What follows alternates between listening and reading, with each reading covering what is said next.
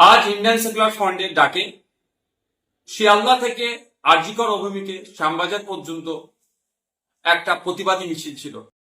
আরজিকর কাণ্ডে ব্যর্থ এবং প্রিয়াঙ্কা হাসদার খুনিদের গ্রেফতার করতে ব্যর্থ, পুলিশি অরাজকতা, পুলিশি নির্যাতনে খুন, স্বাস্থ্য ব্যবস্থায় যে তলানিতে চলে গিয়েছে, আইন শৃঙ্খলা রক্ষা করতে ব্যর্থ রাজ্যের পুলিশ মন্ত্রী ও রাজ্যের স্বাস্থ্যমন্ত্রীর পদত্যাগের দাবি নিয়ে আমরা এক প্রতিবাদী মিছিলের ডাক দিয়েছিলাম।